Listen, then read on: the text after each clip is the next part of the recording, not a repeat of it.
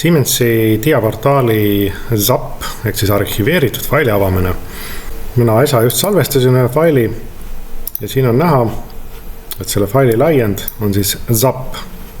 See on siis juba arhiveeritud fail, mida saate hiljem avada. Avamiseks avame siis kõigepealt diaportaali.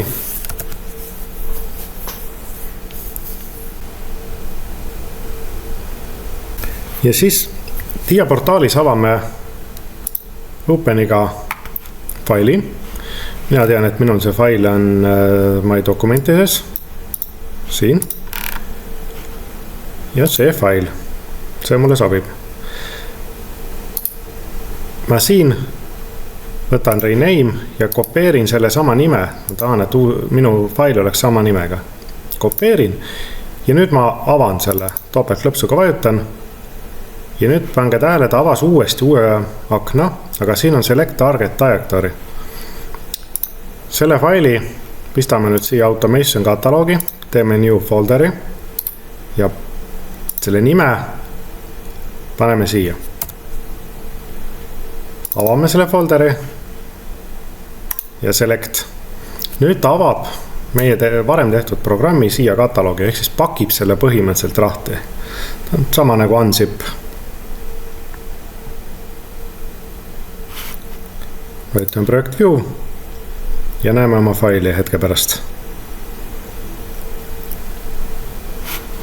Ongi meie programm olemas. Uuesti lahti, täpselt samal kujul, nagu me ta ennem kokku pakkisime. Ehk et siin on ta siis zipitud kujul. Siemensi süsteemis siis ZAP fail.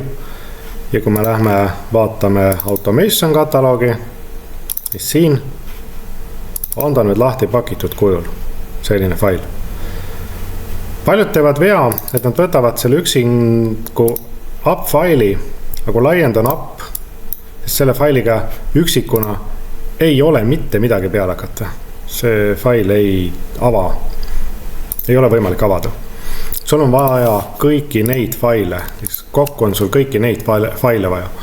Aga kui sa tahad selle kuskile pulga peale või pilve panna, siis mõni tarkvara võib tunnistada siin ebasobivaks mõned failid kustutada ära ja ikkagi sa avada ei saa. Sellepärast ongi vaja just kasutada ZAP faili.